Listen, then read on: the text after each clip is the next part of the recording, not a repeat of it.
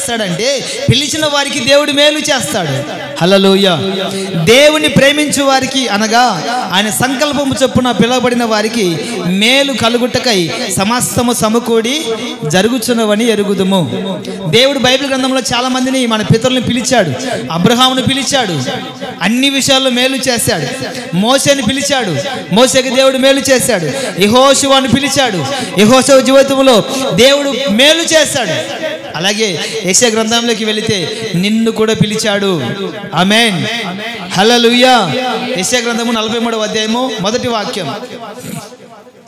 మోషేని, యెహోషువని, అబ్రహాము గారిని మాత్రమే కాదు. యెషయా ప్రవచన గ్రంథం 43వ అధ్యాయము 1వ వాక్యం. అయితే యాకోబు నిన్ను సృజించిన వాడగు యెహోవా, ఇశ్రాయేలు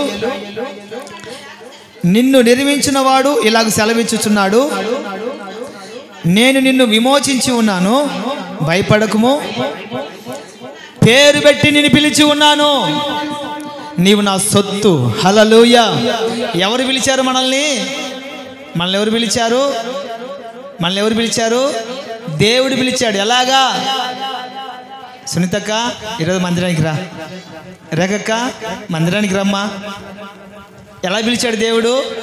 పేరు పెట్టి పిలిచాడండి. జక్కయ్య త్వరగా దిగు, మరియమ్మ భయపడకు, హిజ్కియా ఏడవకు, పేరు పెట్టి పిలిచాడండి. హాగరు ఏడవద్దు, అబ్రహామా ఎందుకు భయపడుతున్నావు? మనం ఆరాధిస్తున్న దేవుడు ఎవరు అంటే పేరు పెట్టి పిలిచే దేవుడు. హల్లెలూయా, హల్లెలూయా. పేరు పెట్టి పిలిచే దేవుడు అండి మనం కలిగి ఉన్న దేవుడు. ఈ పిలిచిన వారికి దేవుడు ఏం చేస్తాడంటే మేలు చేస్తాడు. ఆమేన్, హల్లెలూయా, హల్లెలూయా.